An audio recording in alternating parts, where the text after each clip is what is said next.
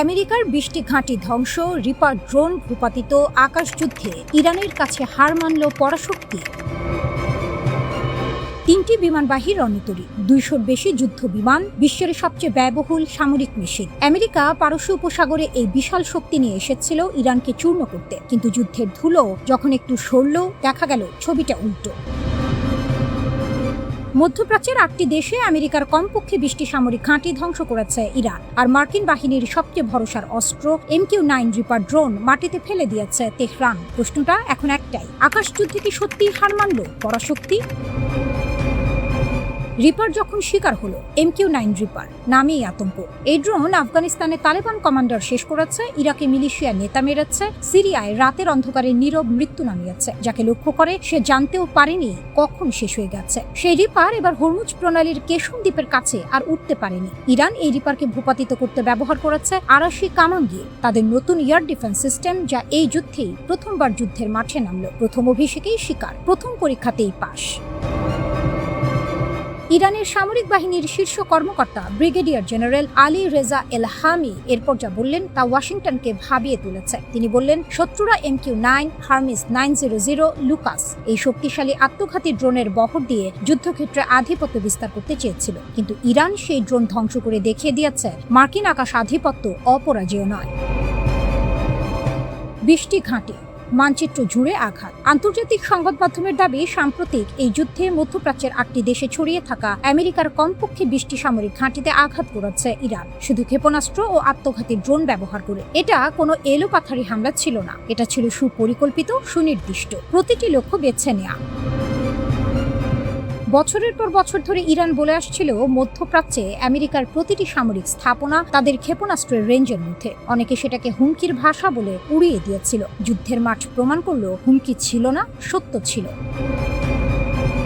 কয়েক মাস হামলার পরেও ইরান দাঁড়িয়ে আমেরিকা ও ইসরায়েল মিলে ইরানের সামরিক স্থাপনায় কয়েক মাস ধরে হামলা চালিয়েছে। লক্ষ্য ছিল ইরানের সামরিক মেরুদণ্ড ভেঙে দেয়া, কিন্তু বিশ্লেষকরা বলছেন ইরানের নতুন আক্রমণ প্রতিহত করার সক্ষমতা এখনো অক্ষুণ্ণ। কেন? কারণ ইরান যে পথে হেঁটেছে সেটা চমৎকার। তারা স্থির রাডার সিস্টেমের উপর নির্ভরতা কমিয়েছে। স্থির মানে লক্ষ্যবস্তু শত্রু খুঁজে নিতে পারে, ধ্বংস করতে পারে। তাই ইরান বেছে নিয়েছে সহজে স্থানান্তরযোগ্য, তুলনামূলক সস্তা, দেশেই তৈরি প্রতিরক্ষা ব্যবস্থা। ধ্বংস করলে আরেকটা আসে, একটা সরলে অন্যটা বসে, হাইড্রার মাথার মতো। 18টি ক্ষেপণাস্ত্র ঘাঁটি আবারও সচল। এই যুদ্ধের মাঝেই খবর এলো ইরান তাদের 18টি ক্ষেপণাস্ত্র ঘাঁটি আবারও সক্রিয় করেছে। বিশ্লেষকদের হিসাব বলছে এই ঘাঁটিগুলোতে কমপক্ষে 1000 ব্যালিস্টিক ক্ষেপণাস্ত্র প্রস্তুত অবস্থায় রয়েছে। প্রতিটি ক্ষেপণাস্ত্র একটি লক্ষ্য। 1000 লক্ষ্য মানে 1000 সম্ভাব্য আঘাত। মধ্যপ্রাচ্যের কোনো মার্কিন ঘাঁটি, কোনো বন্দর, কোনো তেল স্থাপনা এই রেঞ্জের বাইরে নয়।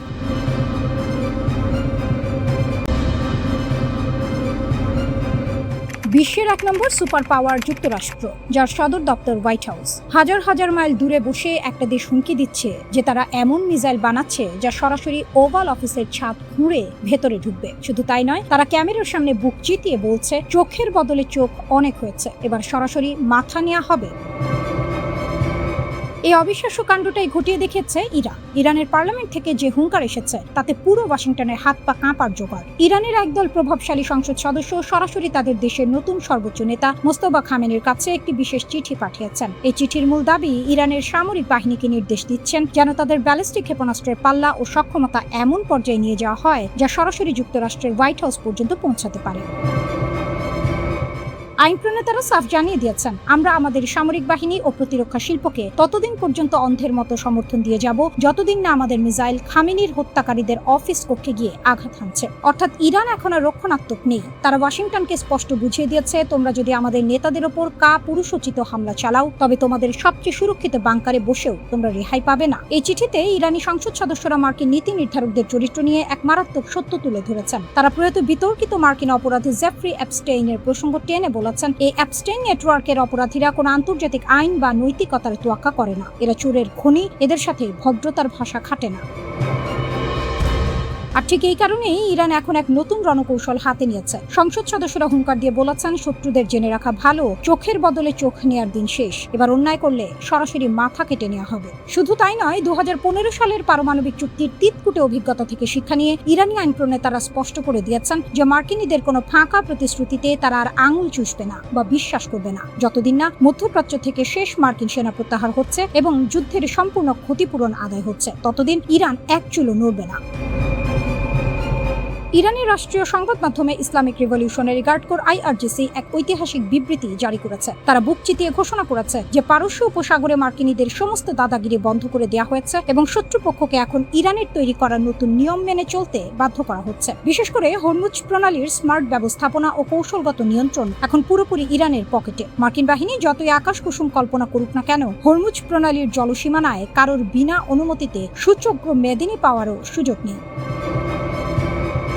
ইরানের সশস্ত্র বাহিনীর জেনারেল স্টাফ এবং খাতাম আল আনবিয়া সেন্ট্রাল হেডকোয়ার্টার্স যৌথভাবে শেষ হুঁশিয়ারি দিয়ে বলেছে তারা শত্রুকে সম্পূর্ণ ধ্বংস না করা পর্যন্ত এই প্রতিরোধ জারি রাখবে।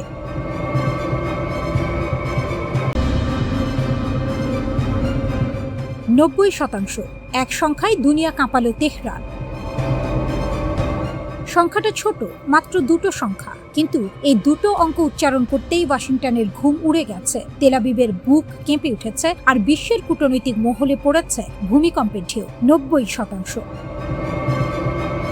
ইরান পার্লামেন্টের জাতীয় নিরাপত্তা ও পররাষ্ট্রনীতি কমিশনের মুখপাত্র ইব্রাহিম রেজাই একটি পোস্টে লিখলেন, আবার হামলা হলে ইরান 90% পর্যন্ত ইউরেনিয়াম সমৃদ্ধ করবে। কথাটা যেন বাতাসে ছুড়ে দেয়া একটি জ্বলন্ত মশাল। 90% মানে কি? কেন এত ভয়? পরমাণু বিজ্ঞানের হিসাবে 90% সমৃদ্ধ ইউরেনিয়াম মানে অস্ত্র মানের উপাদান। পারমাণবিক বোমা বানাতে এই মাত্রার বিশুদ্ধতা লাগে। 60% পর্যন্ত গেলে সীমিত মাত্রার ডার্টি বম্ব তৈরি সম্ভব, কিন্তু 90% পৌঁছালে সেটা আর ডার্টি বম্ব নয়, সেটা হিরোশিমার ভাষায় কথা বলে। ইরানের হাতে এখনই রয়েছে 60% পর্যন্ত সমৃদ্ধ প্রায় 400 কেজি ইউরেনিয়াম। মার্কিন গোয়েন্দা সংস্থার নিজস্ব মূল্যায়ন বলছে এই মজুদ যতক্ষণ আছে ইরানের পারমাণবিক কর্মসূচি উল্লেখযোগ্যভাবে বাধাগ্রস্ত হওয়ার কোনো কারণ নেই। আর 60 থেকে 90% যাওয়া প্রযুক্তিগতভাবে মাত্র একটি ছোট পদক্ষেপ। সেই ছোট পদক্ষেপের হুমকিটাই এখন বিশ্ব রাজনীতির সবচেয়ে বড় ভূমিকম্পের কারণ। চাপের জবাবে পাল্টা চাপ, তেহরানের পুরনো কৌশল, নতুন শক্তি। ঘটনার পটভূমিটা বোঝা দরকার।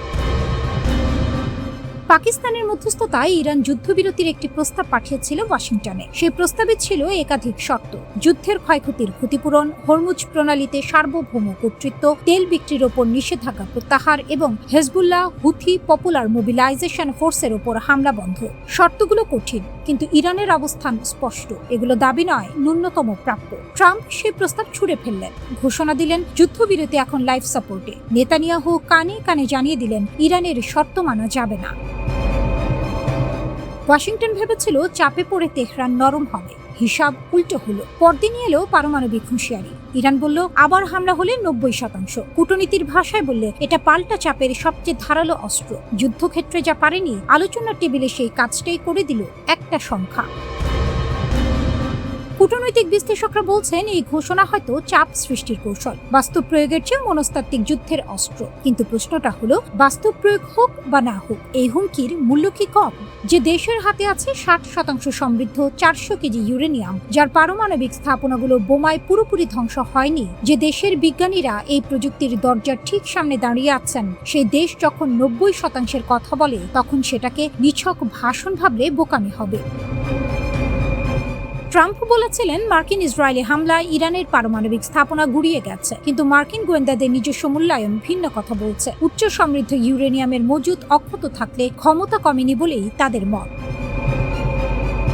ইরানের পারমাণবিক হুমকির পাশাপাশি হরমুজ প্রণালীর প্রশ্নটাও ঘুরছে। বিশ্বের 1/5 তেল ও গ্যাস চলে এই পথে। ইরান সেই পথ বন্ধ রাখার ক্ষমতা রাখে, এটা এখন কারো অজানা নয়। যুদ্ধবিরতির শর্তে হরমুজে সার্বভৌম কর্তৃত্বের দাবি রেখেছে তেহরান। এটা শুধু সামরিক দাবি নয়, এটা অর্থনৈতিক অস্ত্র। বিশ্ব অর্থনীতির চেক পয়েন্ট যার হাতে, তার দাবি হালকাভাবে নেওয়ার সুযোগ নেই।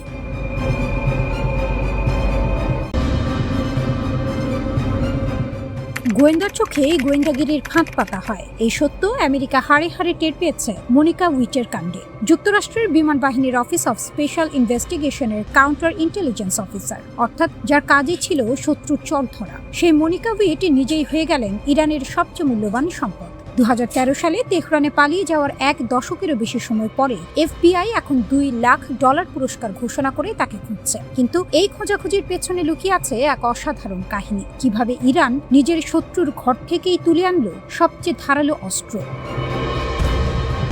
মনিকা উইট কোনো সাধারণ কর্মকর্তা ছিলেন না। 2003 থেকে 2008 সাল পর্যন্ত মধ্যপ্রাচ্যের একাধিক অতি গুরুত্বপূর্ণ মিশনে তিনি দায়িত্ব পালন করেছেন। আমেরিকার গোয়েন্দা জগতের ভেতরের খবর, গোপন তথ্য সংগ্রহ পদ্ধতি, এজেন্টদের পরিচয় সবকিছুই ছিল তার নক্ষ দর্পণে। এই মানুষটাকেই ইরান সুকৌশলে নিজেদের দলে টেনে নিয়েছে। যুক্তরাষ্ট্রের তৎকালীন অ্যাসিস্ট্যান্ট অ্যাটর্নি জেনারেল জন ডেমার্স 2019 সালে অভিযোগ করেছিলেন ইরান অত্যন্ত সুচিন্তিতভাবে মনিকাকে নিজেদের পক্ষে নিয়ে এসেছে। 2012 থেকে 2015 সালের মধ্যে তিনি ইরানি গোয়েন্দাদের সাথে লিপ্ত হন এবং আমেরিকার জাতীয় প্রতিরক্ষার সাথে সম্পর্কিত অতি গোপনীয় নথি ও তথ্য সরবরাহ করেন। শুধু তাই নয়, একজন মার্কিন গোয়েন্দা কর্মকর্তার আসল পরিচয় ফাঁস করে দেন তিনি, যার ফলে সেই কর্মকর্তার জীবন সরাসরি হুমকির মুখে পড়ে। মনিকাকে ইরান যেভাবে কাজে লাগিয়েছে সেটাই তেহরানের কৌশলী মাথার সবচেয়ে বড় প্রমাণ। তেহরানে পালিয়ে যাওয়ার পর ইরানি কর্মকর্তারা তাকে বসিয়ে রাখেনি, ঘরবাড়ি দিয়েছে, কম্পিউটার সরঞ্জাম দিয়েছে, সব ধরনের সুযোগ সুবিধা নিশ্চিত করেছে, শুধু একটাই শর্তে, কাজ চালিয়ে যাও। দীর্ঘমেয়াদী বিনিয়োগে ইরানের এই দক্ষতা চমকে দেওয়ার মতো। যখন পুরো পশ্চিমা দুনিয়া ইরানকে কোণঠাসা করার চেষ্টা করছিল, তখন তেহরান চুপচাপ শত্রুর ঘরের ভেতর থেকেই গড়ে তুলছিল নিজের প্রতিরক্ষার ঢাল। মনিকা উইট সেই ঢালের সবচেয়ে উজ্জ্বল পালক। আমেরিকার সবচেয়ে গোপনীয় গোয়েন্দা তথ্য সংগ্রহ কর্মসূচি ফাঁস হয়ে গেছে তেহরানের কাছে। অর্থাৎ আমেরিকা কিভাবে ইরানের উপর নজর রাখে, কোথায় তার এজেন্ট আছে, কি পদ্ধতিতে তথ্য সংগ্রহ করে, সবকিছুর মানচিত্র এখন তেহরানের হাতে। এই সুবিধা অর্থে কেনা যায় না, অস্ত্র দিয়ে জেতা যায় না, এটা পাওয়া যায় কেবল সঠিক মানুষকে সঠিক সময়ে পাশে পাওয়ার মাধ্যমে। এক দশকেরও বেশি সময় পরে FBI এখন $2 লাখ পুরস্কার ঘোষণা করছে। ওয়াশিংটনে কাউন্টার ইন্টেলিজেন্স বিভাগের শীর্ষ কর্মকর্তা ড্যানিয়েল ওয়াইরজবিকি বলছেন FBI তাকে ভুলে যায়নি, কিন্তু এই কথা বলতে বলতে স্পষ্ট হয়ে যাচ্ছে আসল সত্যি, FBI তাকে ধরতে পারছে না। ইরানের সংকটময় মুহূর্তে এই ঘোষণার সময়কাল কিন্তু কাকতালীয় নয়। মার্কিন ইসরায়েলি যুদ্ধের পর ইরানের ভেতরের পরিস্থিতি যখন উত্তপ্ত, তখন হয়তো ওয়াশিংটন ভাবছে এই সুযোগে মনিকার কোনো তথ্য পাওয়া যাবে কিংবা ইরানের ভেতরে অস্থিরতা তৈরি করা যাবে, কিন্তু তেহরান এই চাল আগেই বুঝে নিয়েছে। মনিকার কোনো আইনজীবী আছেন কিনা তা এখন অস্পষ্ট, কারণ তার সেই প্রয়োজনও নেই। ইরানের ছত্রছায়ায় তিনি এখন নিরাপদ। আমেরিকার পুরস্কারের টাকা তার কাছে পৌঁছানোর কোনো পথ নেই।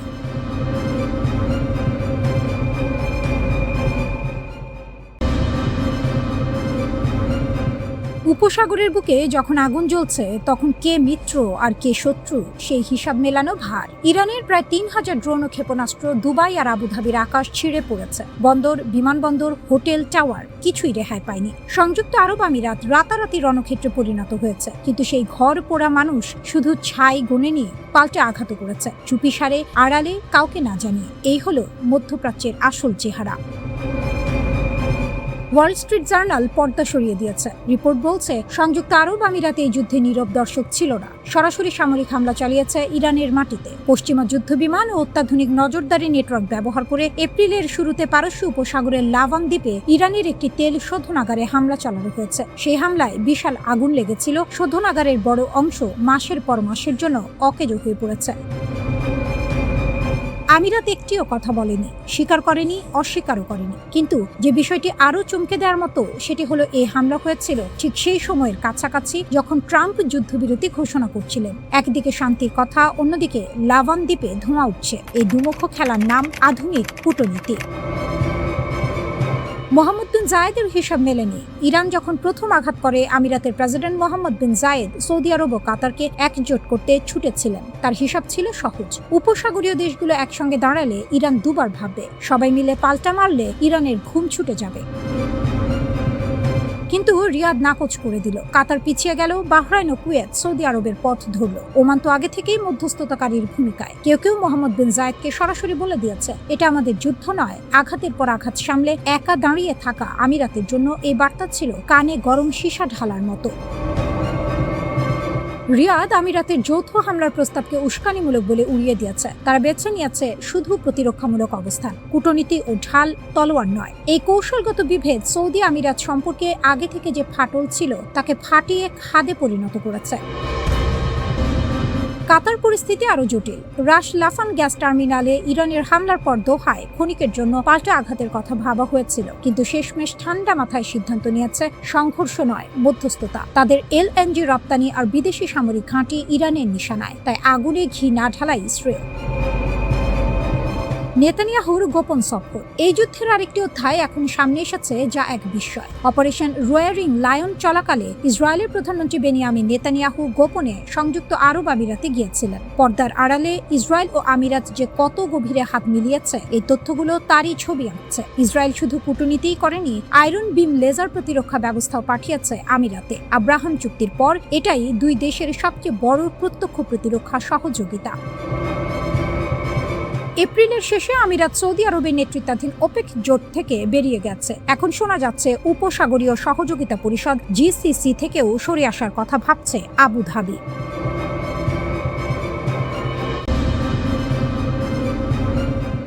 4 সপ্তাহের বেশি সময় ধরে ইরান সৌদি আরবের তেল স্থাপনায় ক্ষেপণাস্ত্র ও ড্রোন বর্ষণ। কমপক্ষে 4টি শক্তি অবকাঠামো ধুলোয় মিশলেও কোটি কোটি ডলারের ক্ষতি হলো। আর রিয়াদ কি করলো? ইরানের রাষ্ট্রদূতকে একবার ডাকলো, উদ্বেগ প্রকাশ করলো, সংযম দেখাতে বলল সবাইকে, মানে আক্রমণকারী ও আক্রান্ত দুই পক্ষকে। যেন ঘরে আগুন লাগলে দমকলকে বলা হচ্ছে একটু আস্তে পানি ঢালো।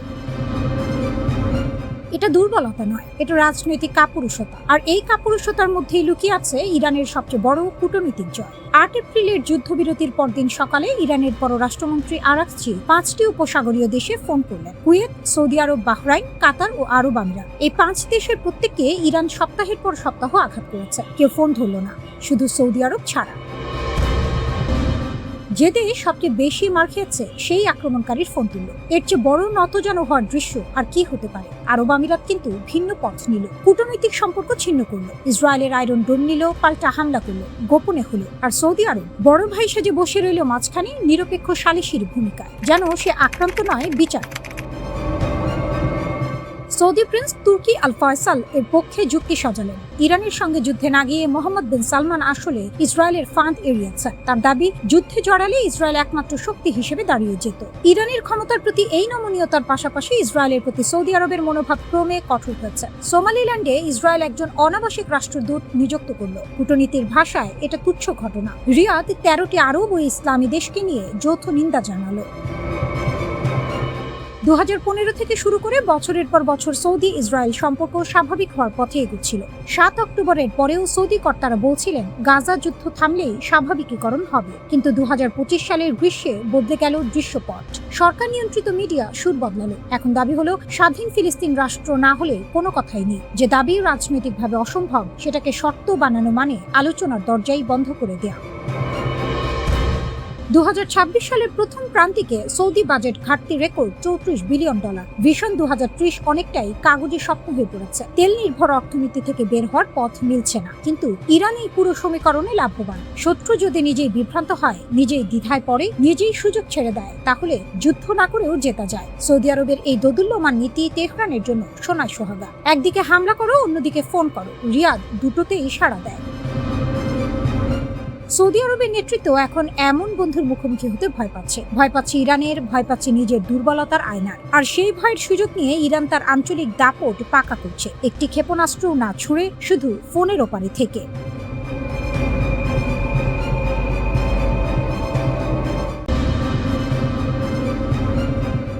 সময় যেন গলা টিপে ধরেছে বিশ্ব রাজনীতির। আর সেই চাপের মাঝখানে দাঁড়িয়ে দাবার বোর্ডের রাজা হয়ে নিজের চালটা দিয়েছে ইরান। কিন্তু সেই চাল দেখে মুখ গোমরা করে বসে আছে আমেরিকা। তাদের চোখে এই প্রস্তাব শুধু ধোঁয়া, আগুন নয়।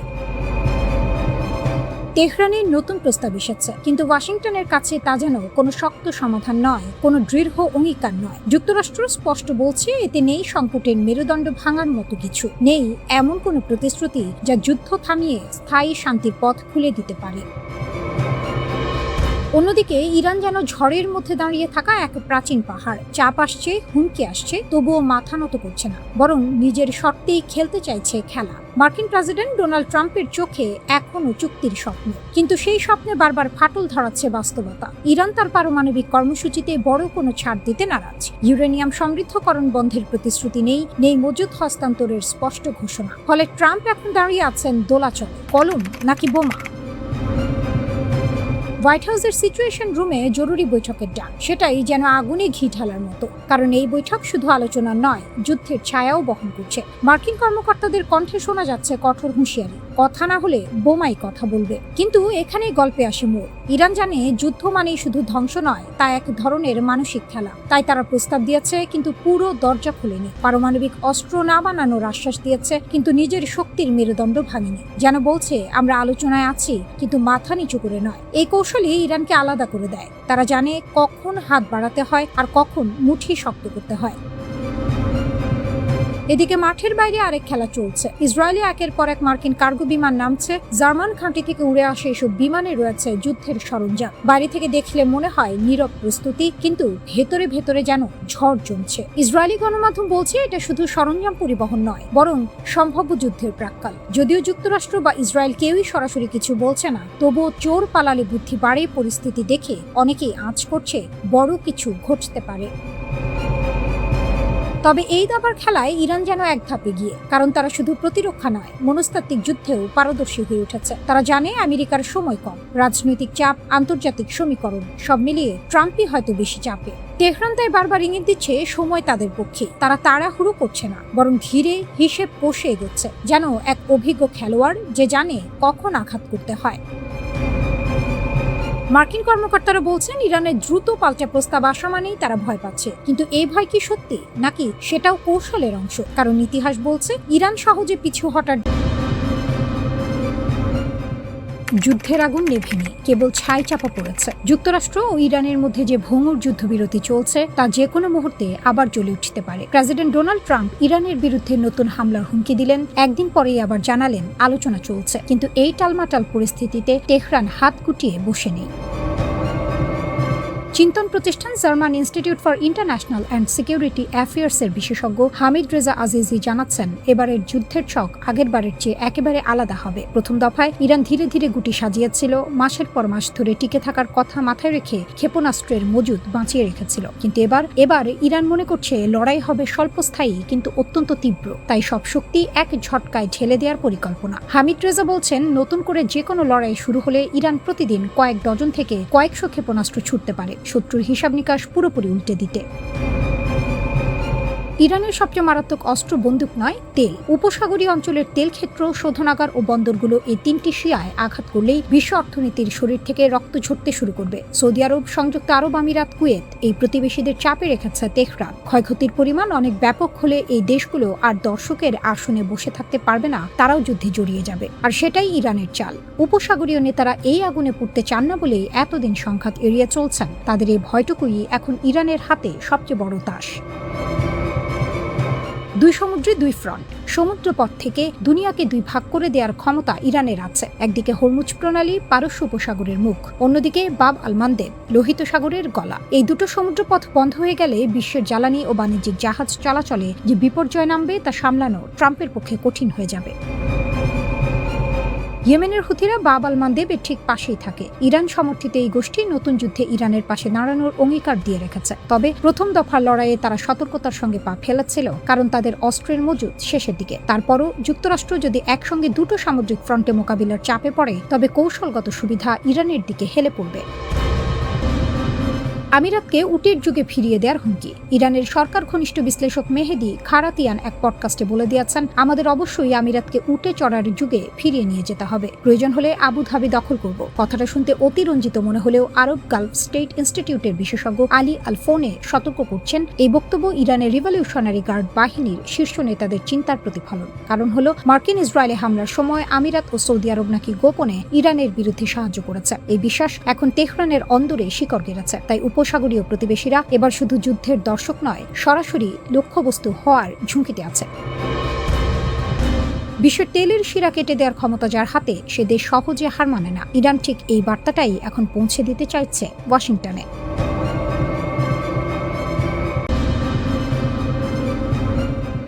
শুরুটা যেন দাবার বোর্ডে, ঘুঁটি সাজানো আছে, সৈন্যরা প্রস্তুত, কিন্তু খেলার আসল চালটা যার হাতে, সে এখনও চুপচাপ বসে আছে। আর সেই খেলোয়াড় চীন।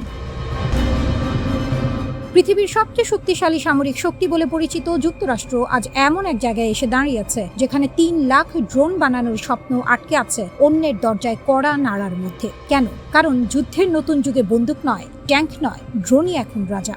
আর সেই রাজাকে চালানোর চাবিটা লুকিয়ে আছে খুব ছোট একটা জিনিসে, চুম্বকে।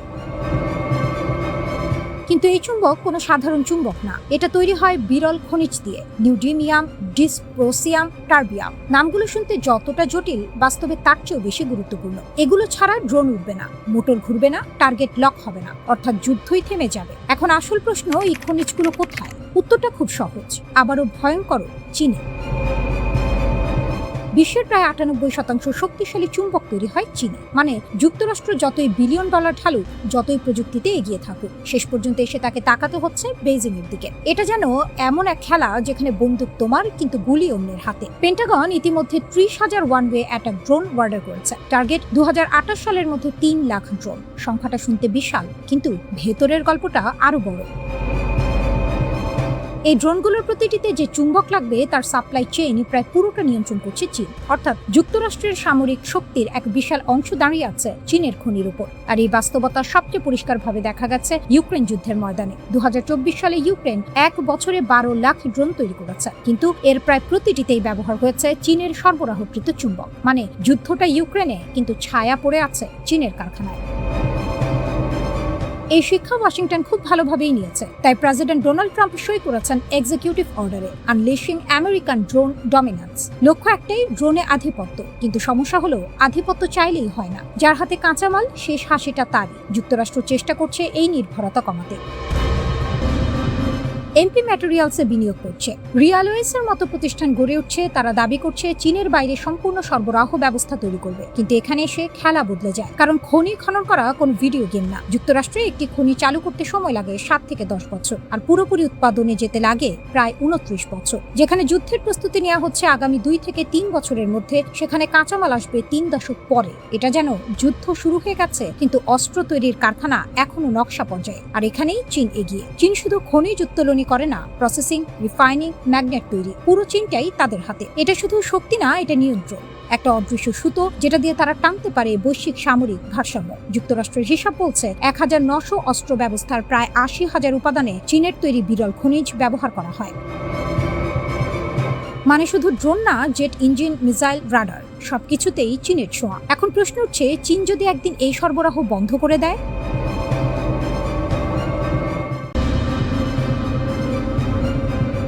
যুদ্ধের আকাশে হঠাৎই যেন বজ্রপাত, শব্দহীন বিস্ফোরণের মতো এক সত্য, যা ধীরে ধীরে স্পষ্ট হচ্ছে, কিন্তু প্রভাব তার বিস্ফোরক।